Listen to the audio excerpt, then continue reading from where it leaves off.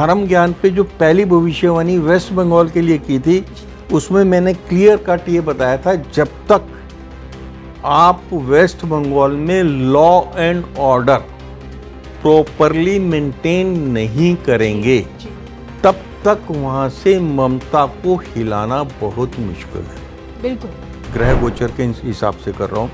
और अभी जो पोजीशन ये है, आपका वेस्ट बंगाल का इलेक्शन जो है नेक टू नेक है। बनर्जी जो है वो ज़्यादा देर तक अपना कार्यकाल पूरा नहीं कर पाएगी। नमस्कार, धर्म ज्ञान के दर्शकों का स्वागत है। मैं हूं आपके साथ कविता राणा। मेरे साथ हमेशा की तरह मौजूद है राष्ट्रभक्त विश्वविख्यात सुदर्शन चक्र ज्योतिषाचार्य श्री संत बेता अशोका जी। सर, धर्म ज्ञान आपका स्वागत करता है। नमस्कार। आज हम बात करने वाले हैं पश्चिम बंगाल के चुनाव पर, लेकिन क्या आपको ये बात मालूम है कि श्री संत बेता अशोका जी ने ममता पर जब भविष्यवाणी की थी तभी से धर्म ज्ञान की शुरुआत हुई थी। और यही कारण है कि मैं हमेशा सर से ममता दीदी के बारे में पूछती आई हूँ कि उनका आने वाला कल क्या कहता है, उनकी राजनीतिक पारी क्या कहती है।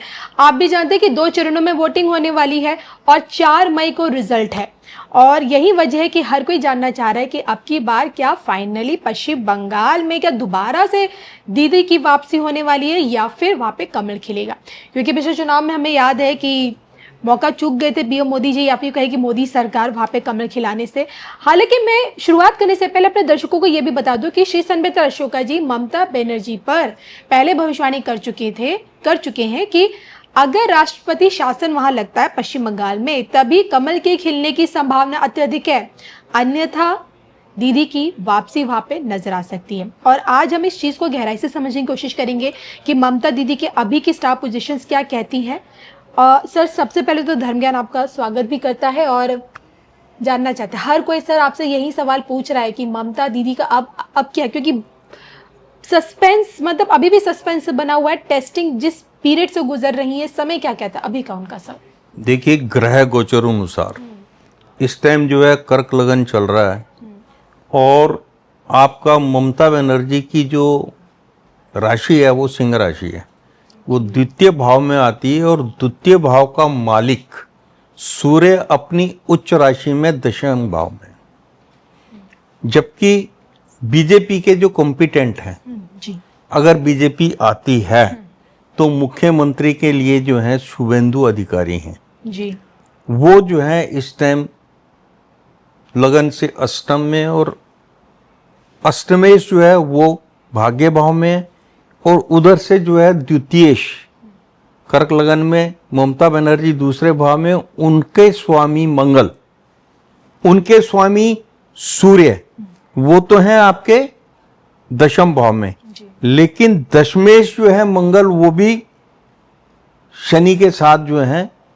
भाग्य भाव में है। तो अब भाग्य का जो वर्तमान गोचर के अनुसार जो प्रेडिक्शन निकल के आ रही है, जैसा मैंने बहुत पहले भविष्यवाणी कर दी थी, और शायद धर्म ज्ञान पे जो पहली भविष्यवाणी वेस्ट बंगाल के लिए की थी, उसमें मैंने क्लियर कट ये बताया था, जब तक आप वेस्ट बंगाल में law and order properly maintain नहीं करेंगे, तब तक वहां से ममता को हिलाना बहुत मुश्किल है। बिल्कुल। अभी करंट में जो है जो भी इलेक्शंस होते हैं वो गुंडागर्दी के तहत होते हैं, मीडिया उसको कवर करता है। आप अगर अपोजिशन को वोट देना चाहते हैं तो आप घर से बाहर नहीं निकल सकते। बाय द वे, आप किसी तरीके से अगर निकलकर वोट दे भी आते हैं और पता चल जाता है तो आपका घर तोड़ फोड़ दिया जाता है और आपके साथ अभद्र व्यवहार किया जाता है। ये आपने पिछले इलेक्शंस में देखा है। इसलिए वेस्ट बंगाल की जो जनता है, जो बीजेपी को चाहती है, वो चाहते हुए भी ये काम नहीं कर सकती, क्योंकि वहां पर जो है जब तक राष्ट्रपति शासन के तहत इलेक्शन नहीं होगा तब तक ममता को वहां से हिलाना आसान नहीं है। Strong law and order maintain करके अगर आप इलेक्शन करवाते हैं, फिर सामने जो जनता है, जो वोटर है, उसके दिमाग में ये क्लियर हो जाता है कि भैया हम अपनी इच्छित पार्टी को वोट करके अगर आगे ले आते हैं तो हमारे साथ वो नहीं होगा जो पास में होता चला आ रहा है। तो अभी जो पोजीशन है आपका, राष्ट्रपति शासन तो लगा नहीं है। बिल्कुल। और मुझे पता है सर, आप एक लंबे समय से धर्म ज्ञान के जरिए ही कहीं ना कहीं सरकार को बताने की कोशिश भी कर रहे थे कि आप वहाँ पे राष्ट्रपति शासन लगाइए, वहाँ की लॉ एंड ऑर्डर को ठीक कीजिए। वहां लॉ एंड ऑर्डर मेंटेन करना बहुत जरूरी है, और लॉ एंड ऑर्डर वहां पे डिस्टर्ब क्यों है वो भी मैं क्लियरली बता देता हूँ। चूक गई है ना सर। मैं वो भी क्लियरली बता देता हूँ, क्योंकि क्रॉस द बॉर्डर बांग्लादेशी जो आपका घुसपैठ होती है, रोहिंग्या जो घुसपैठ करता है, उसको राजनीतिक महत्वाकांक्षा प्राप्ति के तहत जो उनका voter ID card, ration card सब बन जाता है, और वो वहां वोट करते हैं, और जितना भी उपद्रव करते हैं वो वही लोग करते हैं। ओके। आप ये देखिएगा कि कोई भी व्यक्ति कितना भी रुष्ट हो, वो अपने घर में आग नहीं लगाता, अपने घर के बाहर खड़ी अपनी गाड़ी को नहीं तोड़ेगा। जी। कि तोड़ेगा? नहीं, बिल्कुल नहीं तोड़ेगा। क्यों? क्योंकि वो उसकी संपत्ति है। लेकिन बाहरी लेकिन आपका जो दुश्मन है, जी, जो उस घर को अपना घर नहीं समझता, वो गाड़ी को भी तोड़ेगा, वो घर को भी आग लगाएगा। हिंदुस्तान में जितने भी रॉयट्स होते हैं, उसमें कोई भी हिंदुस्तानी जो राष्ट्रवादी मानसिकता का है, जिसने इस भूमि पे जन्म लिया है, वो कभी भी देश की संपत्ति को नुकसान नहीं पहुंचाएगा। बिल्कुल सर। देखिए, देश की संपत्ति को नुकसान पहुंचाते हैं इन्फिल्ट्रेटर। बिल्कुल। और उनके लिए एसआईआर, एनआरसी बहुत आवश्यक है। बिल्कुल कोशिश तो की है भाजपा ने वहाँ पे एसआईआर लाने की। देखिए सर, एक तो भाजपा वहाँ पे राष्ट्रपति शासन लगाने से चुकी है, क्योंकि वोटिंग अब होने वाली है, रिजल्ट भी आ जाएगा।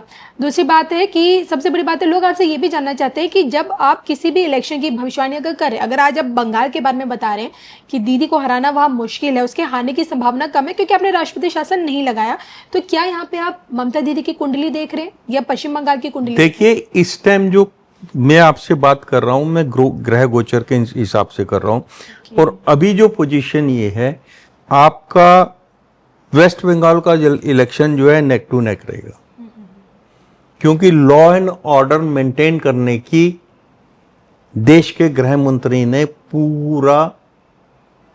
पूरी कोशिश की है जी। लेकिन सामने वाले को उसका परसेप्शन क्या है? अगर वो अप फ्रंट ब्लंटली वोट करता है ममता के अगेंस्ट, तो क्या उसकी सुरक्षा कायम रहेगी?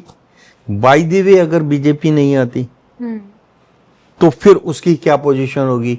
लेकिन यहां मैं एक बात बता दूं, अभी रिजल्ट जो है नेक टू नेक के रहेंगे किसी भी तरीके से, क्योंकि राष्ट्रपति शासन लगा नहीं है, तो किसी भी तरीके से ममता बनर्जी जो है सत्ता में आ जाएंगी। लेकिन क्योंकि नेक टू नेक रहेंगे, तो इसका मतलब अपोजिशन बहुत स्ट्रांग रहेगी। अपोजिशन बहुत स्ट्रांग रहेगी तो ममता बनर्जी जो है वो ज्यादा देर तक अपना कार्यकाल पूरा नहीं कर पाएगी। उसका रीजन है कि ममता बनर्जी का जो पॉपुलर नेम है वो सिंह राशि में आता है, और सिंह राशि में इस टाइम शनि की धैया जो है लौहपात से है, तो इसलिए अपना कार्यकाल किसी भी कंडीशन में पूरा नहीं कर पाएंगी। नेक्स्ट जो सीएम आएगा वो आएगा शुभेंदु अधिकारी, इसी 5 साल के कार्यकाल में जी। तो ये जो है सरकार जो बनेगी टिकाऊ नहीं बनेगी, फॉर द टाइम बिंग होगी। और फिर जोड़ तोड़ के बाद जब शुभेंदु अधिकारी आपके जो हैं सीएम बनेंगे, तो वो लॉ एंड ऑर्डर को मेंटेन करने का भरसक प्रयत्न करेंगे। योगी मॉडल को इम्प्लीमेंट किया जाएगा जी। और जो आपकी वेस्ट बंगाल की जो डेमोग्राफी है उसको एनआरसी और एसआईआर के तहत उसमें करेक्शन होगा, और उसके बाद जो है ममता बनर्जी का फ्यूचर में आना जो है उस पर विराम लग जाएगा। बिल्कुल। श्री संबित अशोका जी की भविष्यवाणियां वाकई में चौंकाने वाली है कि दीदी की सत्ता में वापसी तो नजर आती है लेकिन अपना कार्यकाल पूरा नहीं कर पाएंगी। शुभेंदु अधिकारी जी मुख्यमंत्री के तौर पे नजर आ सकते हैं। और इसके साथ ही साथ सबसे बड़ी बात कि पश्चिम बंगाल में हमें योगी मॉडल सच में देखने को मिलेगा और आगे दीदी का भविष्य खासकर पश्चिम बंगाल में नजर नहीं आता है। लेकिन आप श्री संबित्रा अशोका जी की इन भविष्यवाणियों से कितनी सहमति रखते हैं, कमेंट करके बताएगा जरूर। और इसके साथ साथ श्री संबित्रा अशोका जी से आप किन विषयों पर उनकी ज्योतिष गणना जानना चाहते हैं वो भी बताएगा। और अगर आपको अपनी व्यक्तिगत कुंडली दिखानी है तो उसके लिए आप सीधा सर से सीधा संपर्क कर सकते हैं स्क्रीन पर दिख रहे इस नंबर के जरिए। मुझे श्री संबित्रा अशोका जी को दोनों को अनुमति दीजिए। नमस्कार।